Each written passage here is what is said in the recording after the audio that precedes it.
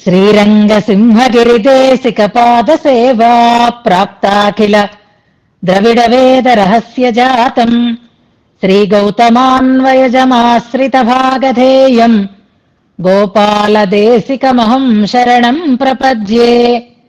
వాధూలాన్వయసञ्जातमप्पलार्यतनोभवम् గోపాలాచార్య సచ్ఛాత్రం వందే వెంకటదేశికम्. శ్రీవాత్స్య వరదాచార్య పౌత్రం తత్పద సంశ్రయం తాతార్యతనయం వందే రఘునాథాహ్వయం గురుం. కాశ్యపాన్వయ సంజాతం నారాయణ పదాశ్రితం శ్రీమన్నారాయణం వందే యతీశ్వర శ్రియాజుషం. సద్గ్రంథాధ్యయన సంగోష్ఠిని ఈనాటి వ్యాసంగానికి సాదరంగా ఆహ్వానిస్తూ కలిసి ప్రార్థన చేసుకుందాం. శ్రీపరాశర భట్టార్యః శ్రీరంగేశ పురోహితః శ్రీవత్సాంకసుతః శ్రీమాన్ శ్రేయసే మేస్తు భూయసే.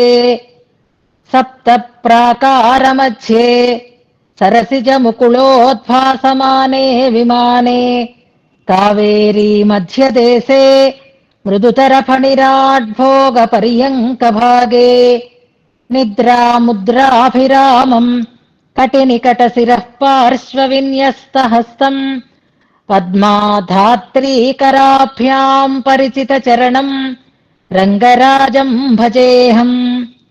యద్బృందావన పండితం దధిరవైర్యత్తాండవం శిక్షితం యల్లక్ష్మీకర సౌఖ్య సాక్షి జలజ ప్రస్పర్ధమానర్థియత్ యద్భక్తేష్వజలస్థలజ్ఞమపి యద్దోచ్య ప్రసంగోత్సుకం తద్విష్ణోః పరమం పదం వహతు నః శ్రీరంగిణో మంగళం.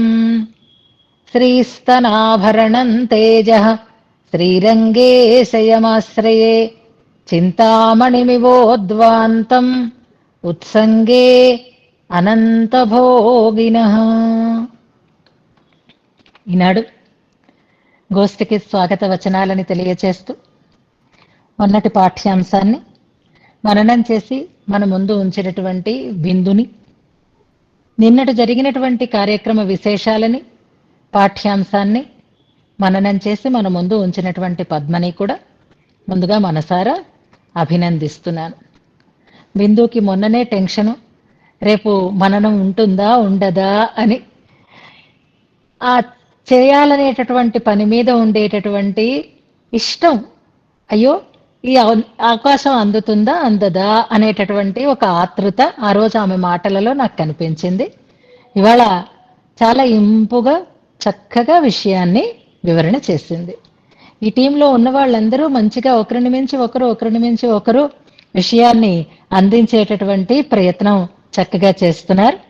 అందులో 2 శ్లోకాలలో ఉండేటటువంటి అంశాలతో పాటుగా ముందు చెప్పుకున్నటువంటి ద్వయమంత్ర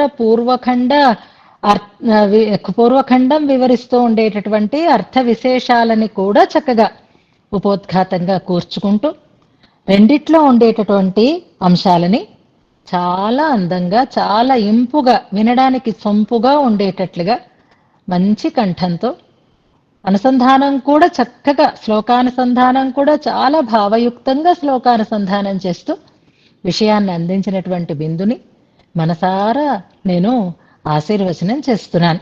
ఇలాంటి కానుకలు, ఇలాంటి పిల్లలు ఈ గోష్ఠిలో అన్వయిస్తూ, ఈ వ్యాసంగం పట్ల శ్రద్ధ చూపిస్తూ వీటిని నేర్చుకుని వీటిని నిలుపుకుంటే అంతకు మించినటువంటి సంప్రదాయ సేవ మరొకటి ఉండదు. చాలా చక్కగా విషయాన్ని అందించింది. ఒక్క చిన్న చోట ఒక చిన్న విషయం మాత్రం చెప్తాను, ఇంకేం పెద్దగా లేవు. నిజంగా చాలా హాయిగా విన్నాను. ఇవాళ టైం అయిపోతుంది అనేటటువంటి బెంగ కూడా లేదు కాబట్టి ఇంకా హాయిగా విన్నాను నేను. పునాని అన్న చోట పునాని అనేది పవిత్రం చేస్తున్నా అని కాదు, అది అసమాపక క్రియ కాదు, పరిపూర్ణ క్రియ. పునాని అహం, నేను పవిత్రం చేస్తాను అని అనుకుంటోందనమాట. ఆ పాద అంగుళల నుంచి వచ్చినటువంటి ప్రవాహము అని పవిత్రము చేయుదును అని అర్థం. పునాని పవిత్రము చేయుదును, అహం నేను, ఇతి అని అని. అది అక్కడ ఒక్క క్రియాపదం కాబట్టి జాగ్రత్తగా దాన్ని మనం గమనించుకోవాలి. పవిత్రం చేస్తున్నా అని కాకుండా చేస్తాను అంటూ, నేను ఇలా మననం చేస్తాను అని మీరు ఎలా అనుకుంటున్నారో అలాగనమాట. ఆ ఆ ప్రవాహం కూడా అలాగే లోకాన్ని పవిత్రం చేస్తాను అంటూ వస్తోంది అన్నది అక్కడ చిన్న సవరణ. అలాగే వేద రవం అనేది వేద ఆ రవం తడబాటులో వా వినపడలేదు. సింజాన శృతి సింజిని అన్నప్పుడు మిగిలిన సమన్వయం అంతా సరిపోయింది. వేద రవములే మణి నూపురములు అనేదాన్ని అన్వయమైతే చాలా చక్కగా సాగింది. చాలా బాగుంది తల్లి. భగవంతుడు ఇచ్చినటువంటి ఈ వరాన్ని, భగవంతుడు మీకు ఇచ్చినటువంటి ఈ సామర్థ్యాన్ని, భగవంతుడు ప్రస్తుతానికి మీకు అందిస్తూ ఉండేటటువంటి ఈ శ్రద్ధని ఇంకా ఇంకా ఇంకా పెంచుకోండి. దీనివల్ల మీ ముందు తరాలు, మీ తర్వాతి తరాలు కూడా తరిస్తాయి. అద్భుతమైనటువంటి బలం కలుగుతుంది, సకల శ్రేయస్సులు కలుగుతాయి. ఎలాగైతే మిగిలిన బాధ్యతలన్నీ మనవి అని అనుకుని ఒక గృహిణి కుటుంబం కోసం తాపత్రయపడుతుందో, అలాగే ఈ రకమైనటువంటి వ్యాసంగం వల్ల కేవలం మిగిలిన వారికి కాదు, మనతో పాటుగా అందరికీ కూడా మంచిని చేయగలిగేటటువంటి ఒక అవకాశంగా దీన్ని స్వీకరించండి. మీకు ఏ రకమైనటువంటి సహకారం కావాలి అన్న నేను ఎప్పుడూ సంసిద్ధంగానే ఉంటాను. కాకపోతే మీరు శ్రద్ధగా, ఇష్టంగా ఈ వ్యాసంగంలో అన్వయించాలి. అన్వయిస్తాము అనేటటువంటి ధైర్యాన్ని ఈ శ్రీరంగనాథ సంభావన సంగోష్ఠి వారు అందిస్తుండడం చేత, అంటే సద్గ్రంథాధ్యయన సంగోష్ఠిని మరిచిపోయారా అని అనకండి. మొదట సద్గ్రంథాధ్యయన సంగోష్ఠే ఈ రకమైనటువంటి శ్రద్ధను చూపించింది. దాన్ని మరికొంచెం మోతాదులో పెంచి శ్రీరంగనాథ సంభావన గోష్ఠి వారు కృషి చేస్తున్నారు. ఆ కృషి సదా సర్వదా కొనసాగాలి. వీరందరికీ కూడా ఆచార్య అనుగ్రహం, భగవద్ అనుగ్రహం, విశేషించి బిందుకి ఇవాళ ఈ మనన తాంబూల సమర్పణం చేసినందుకుగా ఆచార్య అనుగ్రహం, భగవద్ అనుగ్రహం పరిపూర్ణంగా కలగాలి అని ప్రార్థన చేస్తున్నాను. ఇక పంచితే పర్వాలేదా అని మంజుల మెసేజ్ పెట్టారు. 3 శ్లోకాలు బిందు చెప్పేస్తారు అని అన్నాను నేను మొన్నను. కానీ 3 కాదు ఇలా చేయొచ్చా అని నిన్న ఒక మెసేజ్ పెడితే, ఓ తప్పకుండా చేయొచ్చు, ఏముంది మనకి ఇవాళ పెద్దగా హడావిడి లేదు కాబట్టి దాన్ని చక్కగా అలా షేర్ చేసుకున్నా ఏమీ ఇబ్బంది ఉండదు అని అంటే, ఇవాళ పద్మ చాలా రోజుల తర్వాత ఈ మధ్య కాలంలో అన్ని ఎగ్గొడుతున్నారు. అందుకే నాకు కోపం కూడా వచ్చింది రంగనాథ సంభావన గోష్ఠప్పుడు. తర్వాత మళ్ళీ భార్యాభర్తలు దానికి బోనస్ గా వాళ్ళ ఆయన గారితో కూడా వచ్చి చేరారు కాబట్టి ఇంకేమీ అనడానికి తగినటువంటి అవకాశం లేకపోయింది. ఎందుకంటే శ్రద్ధ ఉన్న మనిషి, గ్రహించగలిగిన మనిషి చెప్పగలిగినటువంటి శక్తిని దాచిపెట్టుకుంటే ఎలాగా? దాన్ని చక్కగా అందరికీ అందించేటట్లుగా పెంపొందించుకోవాలి అని మాత్రమే కోపం తప్ప మరొక రకమైనటువంటి దృష్టి ఏమీ ఉండదు. ఇవాళ చక్కగా మధురేణ సమాపయేత్ అన్నట్లుగా ఆ చివరి విషయాలు నిన్న సింగరాచార్య స్వామి వారు చెప్పిన విషయాలని చెప్పుకుందాము అనే ప్రారంభించారు. కానీ చెప్పని విషయాలను కూడా చెప్పారు. ఇది నాకు చాలా ఆశ్చర్యంగా ఉంది. ఎందుకంటే ఆ 27 మణులలో జానకమ్మ గారు ఒక మణి అని సింగరాచార్య గారు అయితే చెప్పలేదు. సింగరాచార్య గారు చెప్పిన విశేషాలను చెప్పుకుందాము అని అంటూ చమత్కారంగా తన మనసులో ఉండేటటువంటి ఆదరాభిమానాలని కూడా వ్యక్తీకరించేటట్లుగా మాట్లాడినందుకు ఆమె ఆదరానికి మనసారా ఆనందిస్తున్నాను. కానీ మళ్ళీ చిన్న ప్రారంభంలోనే అస్మద్గురుభ్యో నమః అంటున్నారు. ఆ నా కింద ఒత్తు ఉండకూడదు, చాలా అలవాటైపోయింది. అస్మద్గురుభ్యో నమః అంతే. ఆ నాని తేల్చే పలకడం అనేది అలవాటు చేసుకోవాలి. శ్లోకానుసంధానం, విషయ వివరణం, నిన్న చెప్పినటువంటి అంశాలను అన్నింటినీ చక్కగా పరిపూర్ణంగా అందిస్తూ యజ్ఞం అని స్వామివారు చెప్పిన మాటను నిజంగా మళ్ళీ తప్పనిసరిగా మనం మననం చేసుకోవాలి. మనం ఈ విషయంలో ఏది చేసినా అది యజ్ఞం లాంటిదే అని నిన్న సింగరాచార్యులు గారు చెప్పిన మాటని మళ్ళీ చక్కగా విశేషించి ప్రత్యేకించి అందరికీ మళ్ళీ స్ఫురణకి వచ్చేటట్లుగా చెప్పడం, అలాగే శ్లోకంలో ఉండేటటువంటి అంశాలను కూడా ఏమాత్రం కన్ఫ్యూజన్ లేకుండా చక్కగా సమన్వయం చేసి మళ్ళీ ఆ విషయాన్ని మన ముందు అందించినటువంటి పద్మావతిని, ఆ దంపతులని మనసారా నేను అభినందిస్తూ, వారికి కూడా అన్ని బాధ్యతలు తీరిపోయే పిల్లలు హాయిగా వారి వారి జీవితాలను వారు గడుపుతున్నారు. వీళ్ళు నిశ్చింతగా ఇలాంటి సత్కార్యాలలో సద్గ్రంథ అధ్యయనంలో, సత్పురుషుల సహవాసంతో సత్ ఆ, మ్, వాక్కులని అందరికీ అందిస్తూ తమ జీవితాలని శతాయుష్మంతులే సార్థకం చేసుకోవాలి ఆ దంపతులు అని, అలాంటి శ్రేయస్సుని, సౌభాగ్యాన్ని భగవంతుడు, ఆచార్యులు వారికి కలిగించాలి అని పెరుమాళ్ళని, ఆచార్యులని ప్రార్థన చేసుకుంటూ ఒక మెట్టు ఎక్కాం, మనం పూర్తి చేసుకున్నాం. మరొక మెట్టు మీద కాలు మోపుతున్నాం మనమంతా కూడా.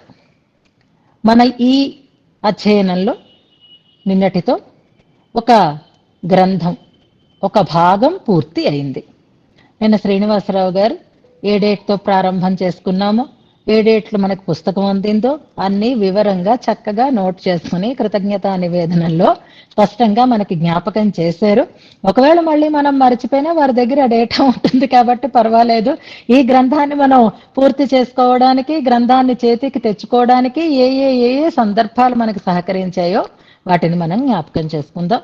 కాంచీపురంలో పంచస్తవాలని పరిపూర్ణం చేసుకుని శ్రీరంగనాథ వైభవాన్ని తెలుసుకునేటట్లుగా వారి కుమారులు అందించినటువంటి ఈ స్తోత్రద్వయాన్ని అనుసంధానం చేసుకోవాలని ఆశపడి ప్రారంభం చేసుకుంటే, ఇంత ప్రౌఢమైనటువంటి ఈ స్తోత్రాలని గోష్ఠి అసలు ఎంతవరకు స్వీకరిస్తారు అనేది ఎప్పుడూ మనసులో బెంగగానే ఉన్నా, పంచస్తవాలు పూర్తయ్యేసరికి ధైర్యం వచ్చింది.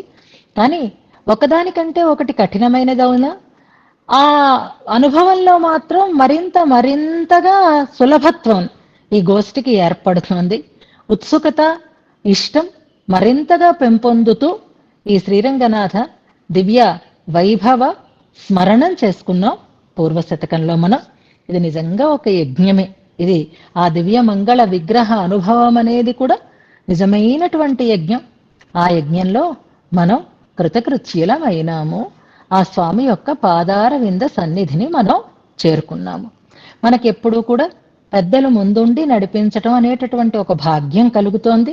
అలాగే నిన్న చక్కటి సందర్భాన్ని సూచించి అన్వయించి ఈ గ్రంథాన్ని పూర్తి చేసి మళ్ళీ ఉత్తరఖండాన్ని ఉత్తర శతకాన్ని ప్రారంభం చేసి దానితో పాటుగా ఒక మంచి మంగళాశాసనాన్ని కూడా మనకు అందించారు. ఆ మంగళాశాసనం మన గ్రూప్ లో షేర్ చేసుకున్నాం. శ్లోక రూపమైన దాని అర్థం మనకి తెలియదు కాబట్టి అర్థంతో కూడా దాన్ని మనకు అందించారు. ఇలాంటివి మనకి శాశ్వతమైనటువంటి శక్తిని ఇచ్చేవి.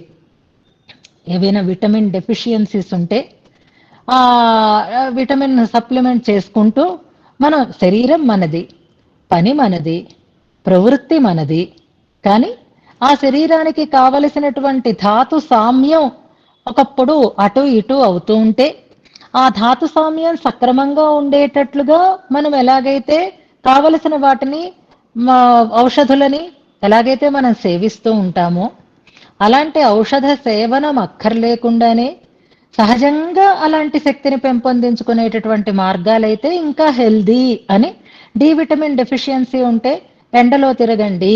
డి విటమిన్ అంటే మరి మామూలుగా మెడిసిన్ గా తీసుకుంటే దానివల్ల మళ్ళీ సైడ్ ఎఫెక్ట్స్ ఉంటాయి అని, ఇలాగా మెడిసిన్ గా తీసుకుంటే పక్క ఏవో ఇబ్బందులు ఉండొచ్చు, కానీ సహజంగా లభిస్తే దానివల్ల మరింత శక్తివంతమవుతుంది శరీరము, మనస్సు కూడా అని మనకి తెలిసిన విషయం ఎలాగో, అలాగే మనదే జన్మ, మనదే ప్రవృత్తి, మనదే లాభము, మనదే నష్టము కూడా. కానీ దానికి దోహదకారులు ఏవవుతాయి అంటే భాగవత మంగళాశాసనమే మనకి దోహదం. అదే మనకి బలం. మనకి అనుకున్నది చేసుకోగలిగేటటువంటి అవకాశాలు ఎలా లభిస్తున్నాయి అంటే ఇది మన ప్రయోజకత్వం కాదు, ఇది కేవలం భాగవత మంగళాశాసన బలం అనే అనుకుందాం. ఎందుకంటే అన్నీ బాగానే ఉన్నాయి, కానీ నిన్న అన్వయించినటువంటి పెద్దలకి మన గోష్ఠి తరఫున మనం తాంబూలాన్ని అందించుకోవడానికి కూడా చక్కటి ఒక అవకాశాన్ని కలిగించి పెట్టాడు పరమాత్మ. అది నాకు చాలా ఆశ్చర్యం కలుగుతుంది.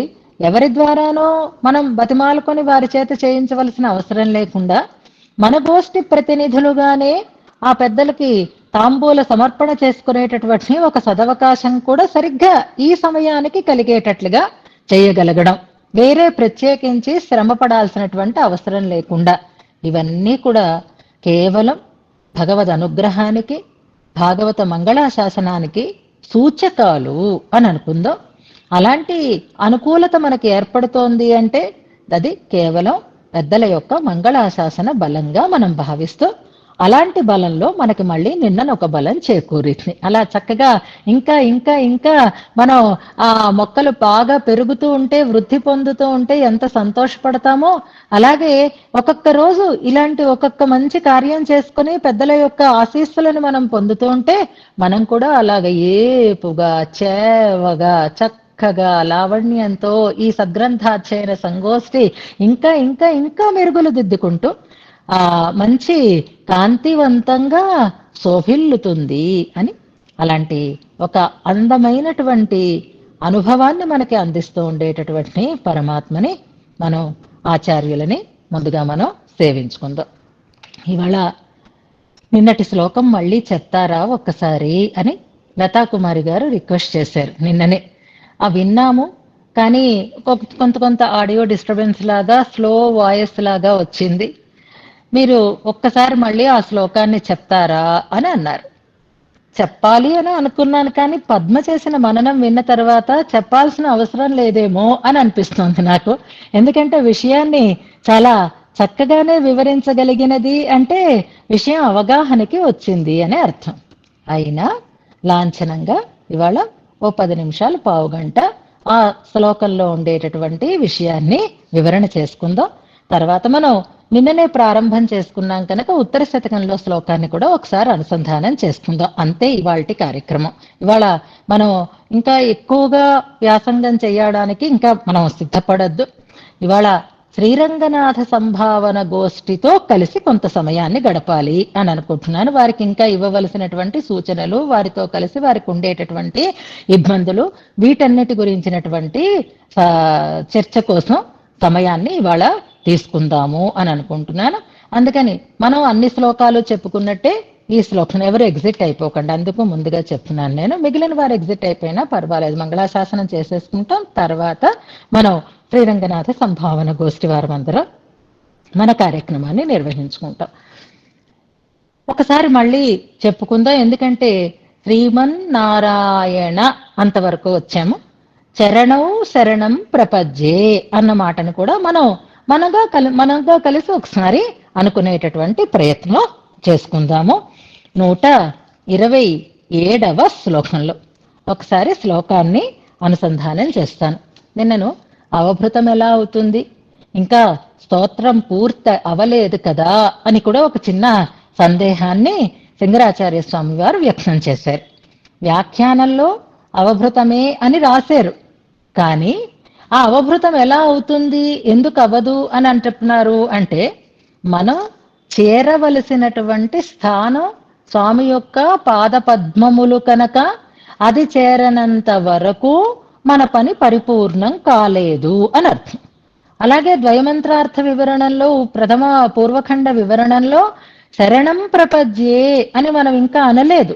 భగవంతుని యొక్క దివ్యమంగళ విగ్రహంలో ఉండేటటువంటి పాదముల యొక్క, అంగుళుల యొక్క నఖ కాంతి ప్రవాహంలో మునగడం అవభృతమా అన్నట్లుగా అనిపించింది. ఆ స్వామి చరణ సన్నిధిలో సదా ఉండడం కంటే చల్లతనం మరొకటి ఉండదు అని, ఏష బ్రహ్మ ప్రవిష్టోస్మి గ్రీష్మే శీతమివ హ్రదం. త్రికరణ శుద్ధిగా భగవంతుణ్ణి సేవిస్తే, స్వామికి నమస్కరించి, స్వామిని స్తుతించి, స్వామిని ధ్యానించి, త్రికరణములని మనం శుద్ధిగా స్వామికి సమర్పిస్తే మనకి కలిగేటటువంటి అనుభవం ఏది అంటే పరబ్రహ్మానుభవము. అది మనం 26వ శ్లోకంలో అనుసంధానం చేసుకుందాం అన్నమాట. అంటే చల్లటి ఒక హ్రదంలో ప్రవేశిస్తే ఎలా ఉంటుందో బ్రహ్మానుభవం కలిగితే అలా ఉంటుంది అని, ఆ వందనకి ఫలం ఏది అంటే పరబ్రహ్మానుభవము అన్నదాన్ని విగాహేమహి అనేటటువంటి క్రియ ద్వారా మనం అందులో స్నానం చేస్తున్నాము అని అన్నారు. అలాగే ఇప్పుడు మనం ముక్తపురుషుడు అర్చరాది మార్గంలో ద్వారా పరమపదానికి చేరుకుని స్వామి ఒడిలోకి చేరిన తర్వాత కూడా ఆ ఒడిలోనే అలా కూర్చుని ఉండిపోడు ఆయన. ఆ ఒడిలోంచి దిగి స్వామికి ప్రదక్షిణ చేసి నిత్య కైంకర్యపరుడే ఆయన అక్కడ స్వామి సేవలో నిమగ్నుడై ఉంటాడు అని కదా చెప్తారు. అలాగే స్వామి ఒడిలో కూర్చోవడం లాంటి అనుభవం అయితే స్వామి పాదాల దగ్గర దివానిసి అని అన్నారు. అంటే పరబ్రహ్మానుభవాన్ని నిరంతరం పొందడం అనేటటువంటి ఒక అనుభవం మనకి 126వ శ్లోకంలో చెప్పి, ఇందులో ఆ స్వామి పాదాలు తప్ప నాకు మరొకటి గతి లేదు అని ద్వయమంత్రం పూర్వఖండంలో ఉండేటటువంటి చరణౌ శరణం ప్రపద్యే అనే మాటని మన చేత అనిపిస్తున్నారు ఈ శ్లోకంలో. శ్లోకానుసంధానం చేసుకుందాం. ఉపదేశాలు అయిపోయాయి కాబట్టి కలిసే చదువుకోవచ్చు. శ్రీరంగేందోః పదకిసలయే నీలమంజీరమైత్ర్యా వందే వృంత ప్రణయి మధుపవ్రాత రాజీవజైత్రే నిత్యాభ్యర్చానత విధిముఖస్తోమ సంసయ్యమానైః హేమాంభోజైః నిబిడ నికటే రామ సీతోపనీతైః. ఇందులో క్రియాపదం వందే అనేది క్రియాపదం, ప్రధానమైనటువంటి క్రియాపదం అదే. అందులో మిగిలినటువంటి అవాంతర క్రియలు కనిపించినా ప్రపద్యే అని మంత్రంలో ఉండేటటువంటి మాటని ఇక్కడ వందే అనేటటువంటి పదంతో క్రియాపదంతో చెప్తున్నారు. వందనము అంటే వది అభివాదన స్తుత్యోః అని ఇంతకు ముందు కూడా మనం చెప్పుకున్నాం. వందామహే అని వచ్చిన చోట అభివాదనము అనే మాటకి కూడా అర్థం ఏమిటి అంటే పాదగ్రహణము అని అర్థం. గుర్తుపెట్టుకోండి. వందనము అంటే ఇలాగా పెట్టచ్చు, ఏ రకంగానైనా పెట్టచ్చు, నోటితోనైనా పెట్టచ్చు. వందనం రకరకాలుగా చేయొచ్చు. కానీ ఈ పదానికి ధాత్వర్థం ఏది అంటే పాదగ్రహణము అనేటటువంటి అర్థాన్ని ఇస్తుంది. అంటే ఇప్పుడు వందే అనే మాటతో మనం ఏం గ్రహించాలి అంటే చరణౌ శరణం ప్రపద్యే, చరణౌ ప్రపద్యే అంటున్నాం అనమాట. ప్రపద్యే పడుతున్నాను, వేటిని చరణౌ ప్రపద్యే చరణములను పడుతున్నాను అంటున్నాం. అది వందే అనేటటువంటి మాట ద్వారా మనకి తెలియచేస్తున్నారు. మంత్రంలో ఉండేటటువంటి ఆ పదములని మనం ఈ క్రియాపదం ద్వారా సమన్వయం చేసుకోవాలి.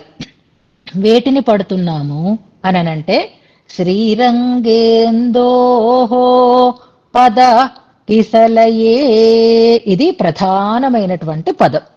పదము అనకుండా ఆ పదానికి ఒక ప్రత్యేకతని చెప్తున్నారు. కిసలయము అంటున్నారు. కిసలయము అంటే చిగురు అని అర్థం. పద కిసలయములు అంటే లేత పాదములు, ఎర్రని పాదములు. ఈ చిగురుకుండే లక్షణాలు ఏమైనా తీసుకోండి. సుకుమారమైన పాదములు, సుందరమైన పాదములు, రాగరంజితములైన పాదములు, లేత పాదములు, ఇలా మనకి సురభిళములైన పాదములు. ఈ కిసలయ పదం ద్వారా మనకి తెలిసే అర్థమేది అంటే భోగ్యత అనేది తెలుస్తుంది. పండు చూసినా పువ్వు చూసినా మనకి ఎలాగైతే అది మనకి అనుభవనీయమైనది అనేటటువంటి ఒక విలక్షణత్వం కనిపిస్తుందో, అలాగే ఈ పాదములు మనకి భోగ్యములు అని చెప్పడం కోసం పాదౌ వందే అని కాకుండా పద కిసలయే వందే అంటున్నారు. కిసలయముల వంటి పాదములను నమస్కరిస్తున్నాను అంటున్నారు. ఇక్కడ రెండు పదాలలోనూ మనం తెలుసుకోవాల్సిన అంశము ఉపాయము, ఉపేయము. ఈ రెండు కూడా స్వామి యొక్క పాదయుగళి అనే విషయం తెలియబడుతుంది ఈ పదప్రయోగం వల్లే. ఎలాగా అంటే పాదము అన్నాం కాబట్టి అది మనకి ఉపాయం. స్వామి శ్రీచరణములే మనం పట్టడమే అదే మనకి ఉపాయం కనుక పద శబ్దం ద్వారా ఉపాయత్వము చెప్పబడుతుంది. కిసలయ శబ్దం ద్వారా ఉపేయత్వం చెప్పబడుతుంది. పాద పద్మములు అన్నప్పుడు పాద శబ్దం మనకి ఉపాయత్వాన్ని చెప్తుంది, పద్మ శబ్దం మనకి ఉపేయము అంటే భోగ్యము అనే విషయాన్ని తెలియజేస్తుంది. ఎలాగైతే ద్వయమంత్రంలో పూర్వఖండం ఉపాయాన్ని, రెండవ ఖండం కైంకర్య ప్రార్థనని తెలియజేస్తోందో అలాగే అన్నమాట. గుడ్. కిసలయ పదం ఇంతకు ముందు కూడా మనకి వచ్చింది. అలా ఇక్కడ పద కిసలయములు అని భోగ్యములు అని చెప్తున్నారు. ఇప్పుడు ఆ పద కిసలయాలకి కొన్ని పోలికలని చెప్తున్నారు, కొన్ని ఊహలతో కొన్ని ఉత్ప్రేక్షలని చెప్తున్నారు. ఇవి చిగుళ్ళ వంటి పాదాలు అనేది కామన్ గా చెప్తే వాటిని ఎలా చూపిస్తున్నారు అంటే పాదానికి ఉండేటటువంటి ఆభరణంతో చూపిస్తున్నారు మొట్టమొదట. ఆ పాదాలు ఎలా ఉన్నాయి అంటే రాజీవ జైత్రములు అయి ఉన్నాయి అన్నారు. రాజీవము అంటే తామర అని అర్థం. జైత్రము అంటే జయించినది అని అర్థం. రాజీవములు అంటే తామరలు కనుక, పద్మములు కనుక, ఆ పద్మములలో తేనె నిండుగా ఉంటుంది. ఆ తేనెని ఆస్వాదించటం కోసం తుమ్మెదలు దాని మీద వాలుతూ ఉంటాయి. అలా తొడిమెల మీద తుమ్మెదలు నిండుగా వాలి ఉంటే ఆ తుమ్మెదలతో నిండినటువంటి తొడిమలు కలిగినటువంటి రాజీవములు అని మనం ఒక సన్నివేశం చూద్దాం. స్వామి యొక్క పాదారవిందములు కూడా రాజీవములని జయించి ఉన్నాయి. వాటికంటే ఇవి అందంగా ఉన్నాయి. వాటిని మించినటువంటి శోభతో ఇవి ప్రకాశిస్తున్నాయి. మరి ఇవి పాదములు కదా, వీటి దగ్గరికి తుమ్మెదలు వస్తాయా? వీటిలో తేనె ఉంటుందా అంటే ఉంటుంది. ఆ రాజీవములని జయించటం కోసం ఇవి కూడా భోగ్యములే కదా. విష్ణోహో పదే పరమే మధ్వ ఉత్సాహ అనేటటువంటి మాట గుర్తుపెట్టుకుంటే స్వామి పాదం నుంచి మధువు ఊరుతూ ఉంటుంది కనుక ఈ పాదకమలాలలో మధువు ఉంటుంది. మరి తుమ్మెదలు ఎలా వచ్చాయి అంటే స్వామి పాదాలకి నీల మణులతో, ఇంద్రనీల మణులతో చేసినటువంటి మంజీరములు అలంకరింపబడి ఉన్నాయి. ఆ మందిరములతో కూడినటువంటి పాదాలు తుమ్మెదలతో కూడినటువంటి రాజీవములని జయించినట్లుగా ఉన్నాయి. అంటే ఆ శోభ కంటే ఈ శోభ గొప్పగా ఉంది. ఇలా రాజీవములని జయించటం కోసం నీల మంజీర మైత్రియా అనే పదం ఉంది చూసారా, వాటి యొక్క మైత్రితో. వేటి మైత్రి అంటే మంజీరముల యొక్క మైత్రి.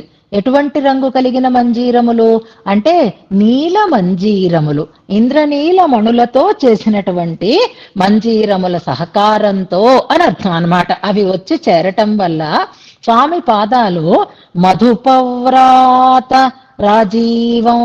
ఆ మధుపవ్రాతం కూడా దేని మీద ఇష్టంతో వచ్చింది అంటే వృంత ప్రణయి అంటున్నారు. వృంతం అంటే తొడిమ అని అర్థం. ప్రణయి అంటే దాని పట్ల ఇష్టము కలిగిన. వృంత ప్రణయి అంటే తొడిమ పట్ల ఇష్టంతో తొడిమనంతా చుట్టి ఉన్నటువంటి, దానితో కూడి ఉన్నటువంటి. మధుపవ్రాత, మధుపములు అంటే తుమ్మెదలు, వ్రాతము అంటే సముదాయము, మధుపవ్రాతము అంటే తుమ్మెదల యొక్క బారులు అని అర్థం అన్నమాట. వాటితో కూడిన రాజీవ జైత్రే, ఇవి పాదాలని చూపించారు అక్కడ. ఇప్పుడు ఆ పాదాల దగ్గర మరికొన్ని పద్మాలు కనిపిస్తున్నాయి. స్వామి యొక్క పాదద్వయి పద్మములే, రాజీవములే.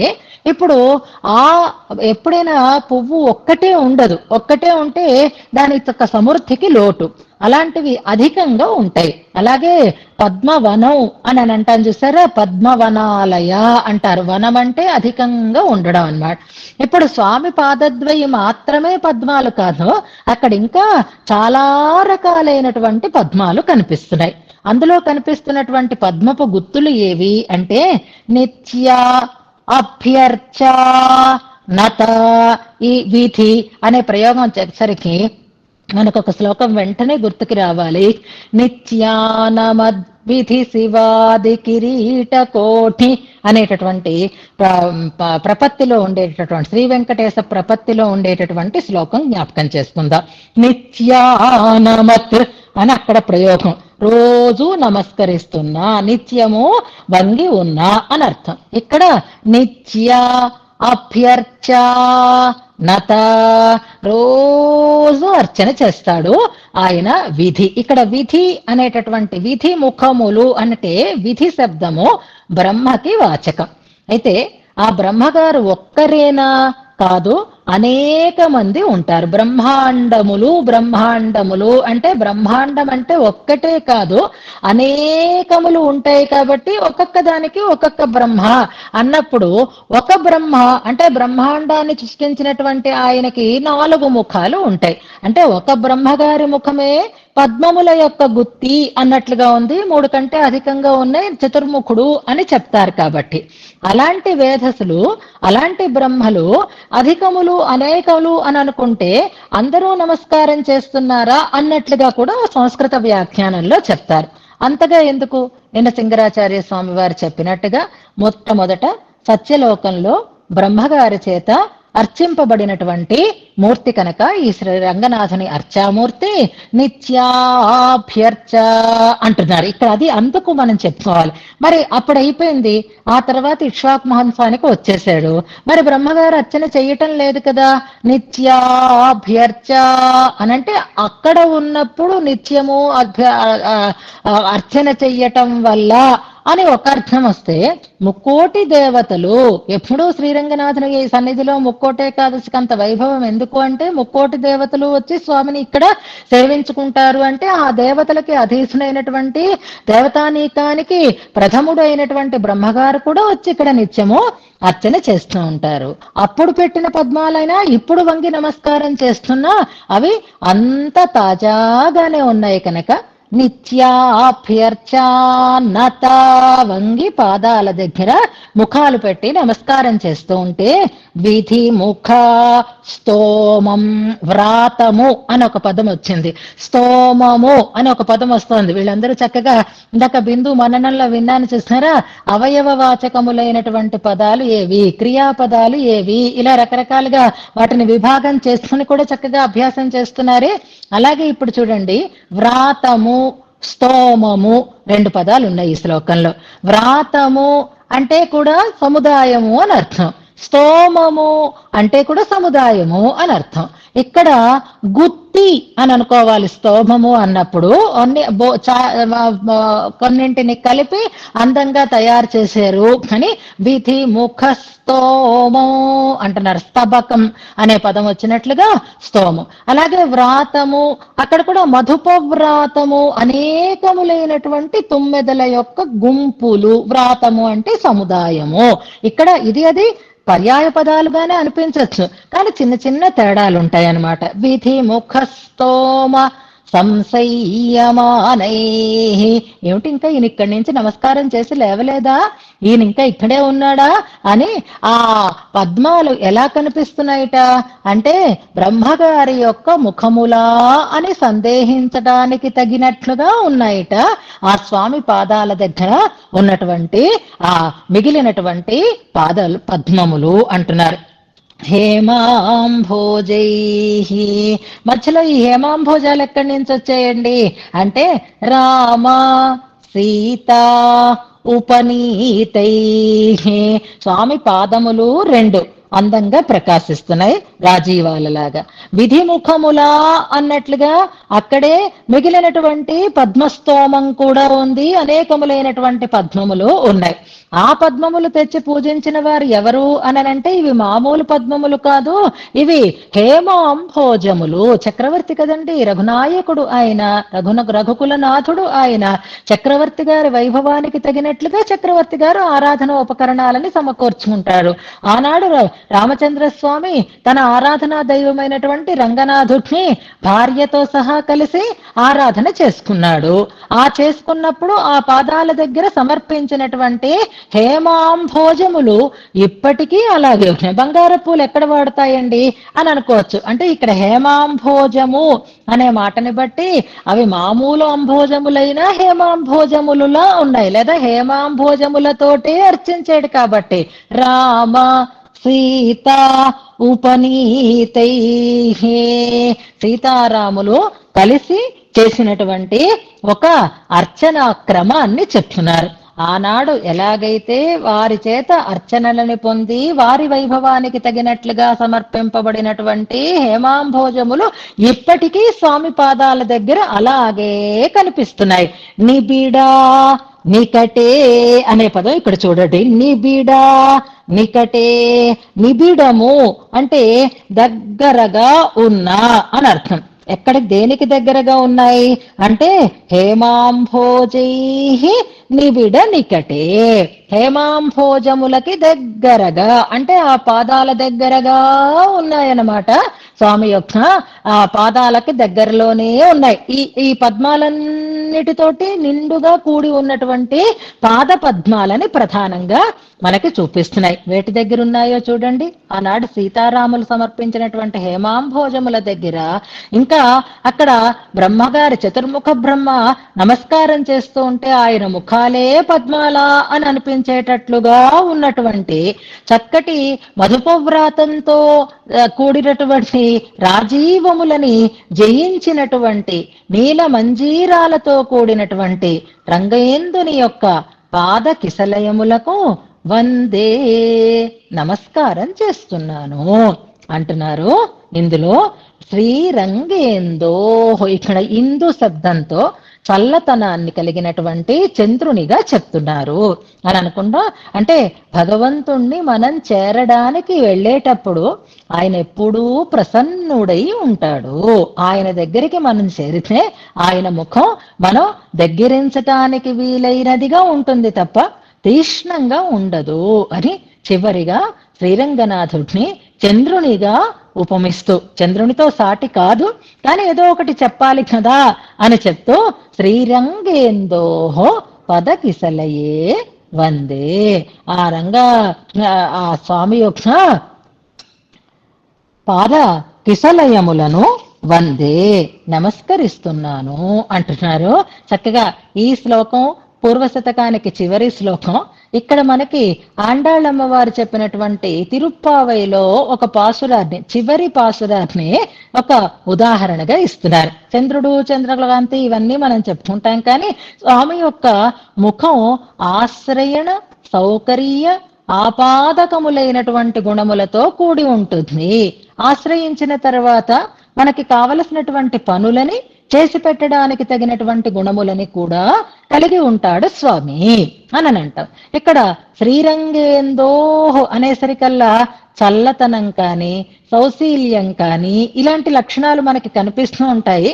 అందుకే సెంగన్ తిరుముఖత్తు సెల్వ తిరుమాలాల్ ఎంగుం తిరువరుల్ పెత్తు ఇంబురువర్ అని అమ్మవారు మనకి ఫలశ్రుతి పాసురాన్ని చెప్తుంది. శంకణ్ తిరుముఖత్తు సెల్వ తిరుమాల, ఆయన శంకణ్ ఎర్రనైన నేత్రములు కలిగిన, తిరుముఖం ప్రసన్నమైనటువంటి ముఖార విందాన్ని కలిగి ఉండేటటువంటి స్వామి యొక్క శ్రీయపతి యొక్క తిరువరుల్ని అనుగ్రహాన్ని ఎంగుం పెత్తు ఇక్కడ అక్కడ కూడా పొందుతాము అని అమ్మవారు చెప్పిన ఫలంలాగే మనం చేరేటప్పటికీ మనం ఆశ్రయిస్తే ఆయన ముఖం చాలా ప్రసన్నంగా ఉంటుంది అనడం కోసం శ్రీరంగేందోహో పదకిసలయే అని, ఆ పాదములే మనకి ఉపాయము, ఆ పాదములే మనకి ఉపేయము.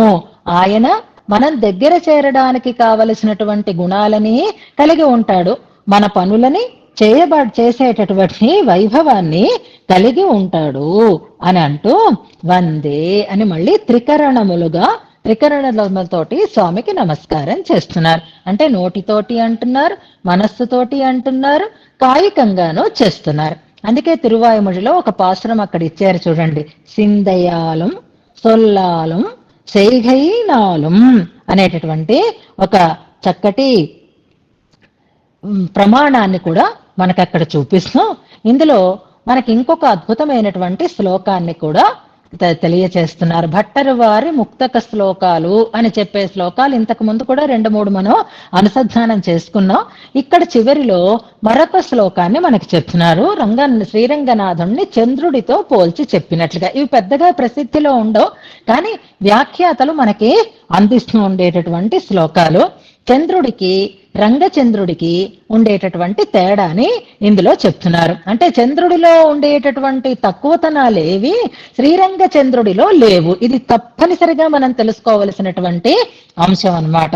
ఏమిటి ఆ శ్లోకం చూడండి, వ్యాఖ్యానంలో ఉంది, చివరి పేజీ. నా దాంట్లో పేజీ మారుతుంది కాబట్టి కొత్త పుస్తకంలో చివరి పేజీలో చూసుకోండి.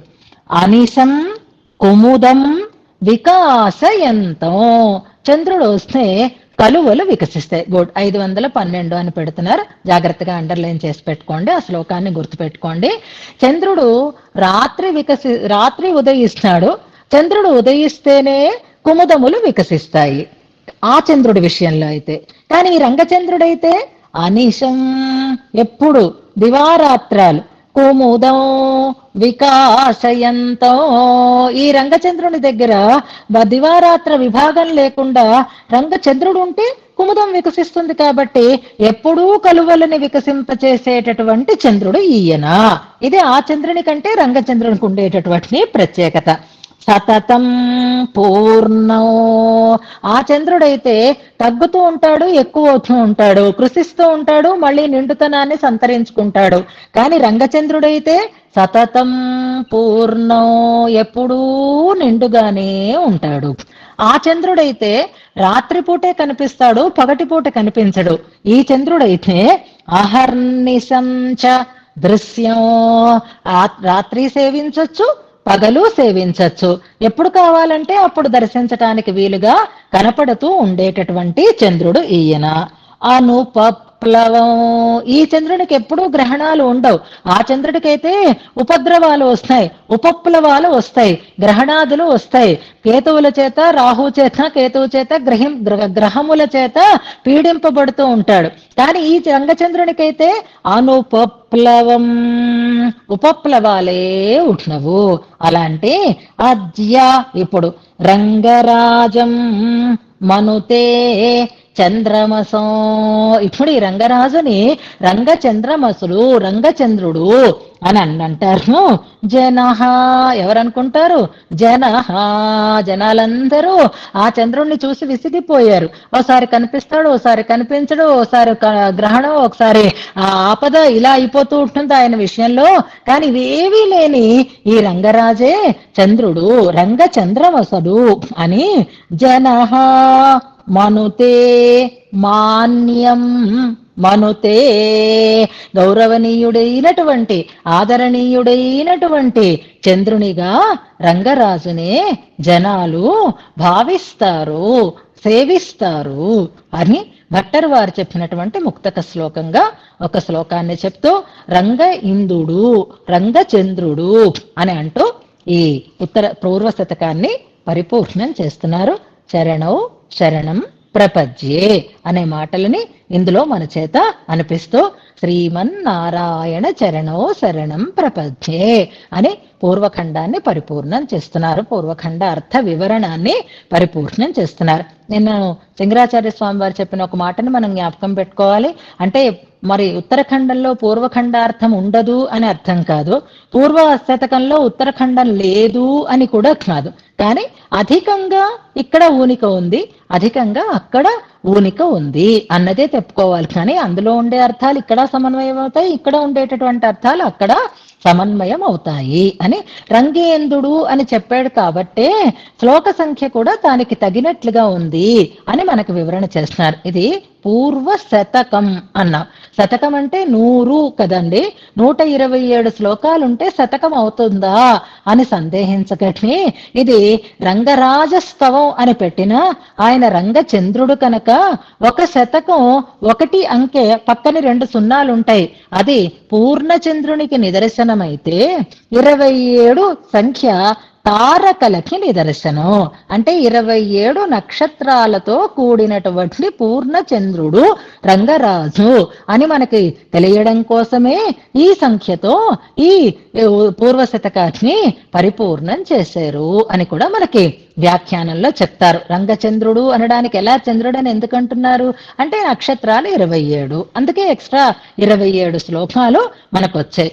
ఒక శతకం అంటే చంద్రస్థానంలో రంగరాజుని 27 సంఖ్యతో 27 నక్షత్రాలని. రంగరాజు అంటే కూడా, రాజు అంటే కూడా చంద్రుడు అనే కదా అర్థం. అందుకని రంగరాజం అన్నట్టే కూడా రంగచంద్రుడు అనర్థం. కనుక 127 శ్లోకాలతో ఇది పరిపూర్ణం అవుతోంది అని ఈ పూర్వశతకం పరిపూర్ణం చేస్తున్నారు. మనకి శ్లోకాన్ని ఒకసారి కలిసి అనుసంధానం చేసుకుందాం. ఈ 127 దగ్గర మనం తర్వాత మళ్ళీ వివరణలని చేస్తున్నాం. ఇప్పటికి 127 ఇది ఒక సమన్వయం మనం చేసుకున్నాం. ఫస్ట్ మొదట చెప్పుకున్నాం, దాని తర్వాత మనం ఒకసారి వివరణ చేసుకుందాం. శ్లోకాన్ని కలిసి అనుసంధానం చేద్దాం. శ్రీరంగేందోః పదకిసలయే నీలమంజీర మైత్ర్యా వందే వృంత ప్రణయి మధుపవ్రాతరాజీవ జైత్రే నిత్యాభ్యర్చానత విధిముఖస్తోమ సంసయ్యమానైః హేమాంభోజైః నిబిడ నికటే రామ సీతోపనీతై. ఆనాడు వాళ్ళు అర్చించినటువంటి ఆ అంభోజములు ఇప్పటికీ ఏమీ అసలు కనీసం హేమాంభోజములైనా సరే దుమ్ము పెట్టో కాస్త నగిసిపోయో పాలిష్ పోయో మళ్ళీ మెరుగు పెట్టించుకోవడానికి తగినట్లుగా ఉన్నాయా? అంతగానే ప్రకాశిస్తున్నాయా అంటే అలాగే ప్రకాశిస్తున్నాయి. ఎలాగా అంటే శబరి తమ గురువుల యొక్క ఆశ్రమాన్ని రామచంద్రస్వామికి చూపించినప్పుడు వాళ్ళు తడిబట్టలు ఆరవేసుకుంటే ఆ తడి ఆరకుండా అలాగే ఉంది అని గురు వైభవాన్ని అక్కడ మనం చూస్తాం. అలాగే అమ్మవారికి అనసూయ ఇచ్చినటువంటి దివ్య అంగరాగాలు కానీ, దివ్య ఆభరణాలు కానీ, దివ్య వస్త్రాలు కానీ అలాగే ఉన్నాయి చెక్కు చెదరకుండా అని వింటూ ఉంటే, మరి సాక్షాత్తుగా ఆ దివ్య దంపతులు సమర్పించినటువంటి ఆ అంభోజములు కూడా అలాగే కళకళలాడుతూ తళతళలాడుతూ మెరుస్తూ తాజాగానే ఉంటాయి, కొత్తవిగానే ఉంటాయి అని కూడా వ్యాఖ్యానంలో మనకి చెప్తారు. చివరికి మనం రంగనాథుడికి సీతారాముల యొక్క అర్చన చేసుకుంటూ ఆ సీతారాముల వెంట మనం ఉండి ఆ స్వామి పాదాలని పడుతూ ఈ పూర్వశతకాన్ని పరిపూర్ణం చేసుకుందాం. ఇక నిన్న మనకి ప్రారంభం చేశారు లాంఛనంగా ఆ ఉత్తర శతకంలో మొదటి శ్లోకాన్ని కూడా అనుసంధానం చేసుకుందాం. నిన్న వారు చెప్పారు కాబట్టి మనం కలిసే అనుసంధానం చేద్దాం. ఉత్తర శతకంలో మనం ఎల్లుండి నుంచి దీని అర్థానుసంధానాన్ని ప్రారంభం చేసుకుందాం. కొంచెం మార్చుకుందాం. శ్రీపరాశర భట్టార్య తనయ ఉంటుంది. సప్త ప్రాకార మధ్య అనేటటువంటి శ్లోకం కూడా అలాగే ఉంచుకుందాం. మనం యద్బృందావన పండితం అనేది పూర్వశతకంలో శ్లోకాన్ని ఇంతవరకు మనం ప్రార్థనగా చేసుకున్నాం. ఇప్పుడు ఉత్తర శతకం స్టార్ట్ చేసుకుంటాం కాబట్టి మరొక ఉత్తర శతకంలో ఉండేటటువంటి శ్లోకాన్ని మనం ప్రార్థనా శ్లోకంగా కూర్చుకుందాం. అలాగే మనం శ్రీస్తనాభరణం తేజ అనేది ద్వయమంత్రార్థం పూర్తిగా మనకు అందులో వస్తుంది కనుక ఆ శ్లోకాన్ని ఉంచుకోవచ్చు, లేదా ఇంకొక శ్లోకాన్ని అది మనం ఎల్లుండి నుంచి మనం అభ్యాసంలోకి పెట్టుకుందాం. వాటిని నేను మీకు షేర్ చేస్తాను, సూచిస్తాను. ఆ రకంగా ఎల్లుండి నుంచి మనం ప్రార్థనా శ్లోకాలను కూడా చిన్నగా మార్పు చేసుకుని అనుసంధానం చేసుకుందాం. ఇవాళకి మాత్రం యథాతథంగా చేసాం. ఈ శ్లోకాన్ని కూడా కలిసి అనుసంధానం చేద్దాం. హర్తుం తమః సదసతి చ వివేక్తుమీశో మానం ప్రదీపమివ కారుణికో దదాతి తేనావలోక్య కృతినః పరిభుంజతే తం తత్రైవ కేపి చపలాః సలభీభవంతి. శాస్త్ర ప్రామాణ్యాన్ని చెప్పడంతో ఉత్తర శతకం ప్రారంభం అవుతుంది. శాస్త్ర ప్రామాణ్యాన్ని దేనికి చెప్తున్నారు అనంటే నారాయణ పరత్వాన్ని చెప్పడం కోసం. నారాయణ పరత్వం ఎందుకు చెప్పబడాలి అంటే శ్రీమతే నారాయణాయ అని ఉత్తరఖండంలో చెప్పబడేటటువంటి నారాయణ శబ్దానికి పరత్వ బోధకమైనటువంటి నారాయణ శబ్దం కనుక ఆ పరత్వాన్ని ప్రతిపాదించేవి శాస్త్రాలు కనుక ఆ శాస్త్రాలలో వేదం పరమ ప్రమాణం కనుక ఆ వేద ప్రామాణ్యాన్ని చెప్పడంలో మనకి ఈ ఉత్తర శతకాన్ని ప్రారంభం చేస్తారు భట్టర్ వారు. విశేషాంశాలన్నింటినీ యథావకాశం మనం అనుసంధానం చేసుకుంటూ ముందుకి సాగుదాం. ఈనాటి కార్యక్రమాన్ని మనం మంగళాశాసనంతో పరిపూర్ణం చేసుకుందాం.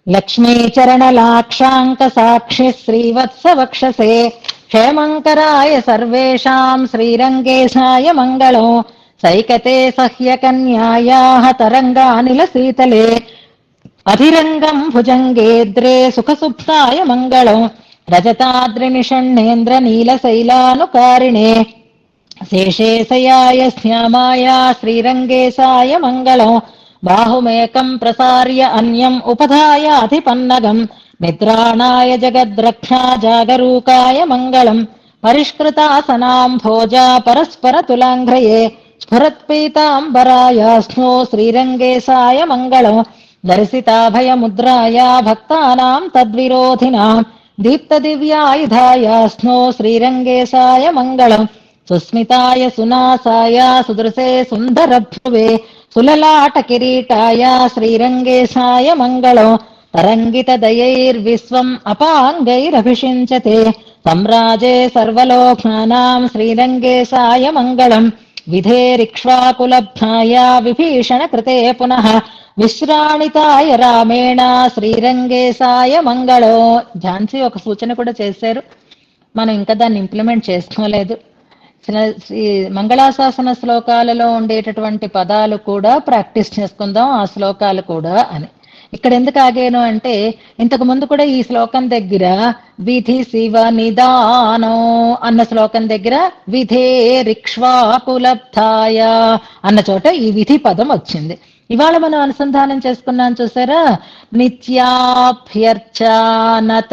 విధి ముఖస్తోమ అనే పదం వచ్చింది. విధి అంటే బ్రహ్మ అని అర్థం.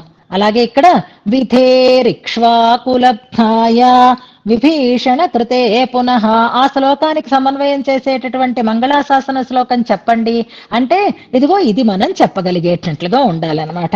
విశ్రాణితాయ రామేణ శ్రీరంగేశాయ మంగళం జ్ఞాన సిద్ధాంజనేన అస్మద్దేశికైః దర్శితాయ చ నిధయే నిత్యపూర్ణాయ శ్రీరంగేశాయ మంగళం మంగళాశాసనపరైః మదాచార్య పురోగమైః సర్వైశ్చ పూర్వైరాచార్యైః సత్కృతాయాస్తు మంగళం. వాష్తిరునామాలు.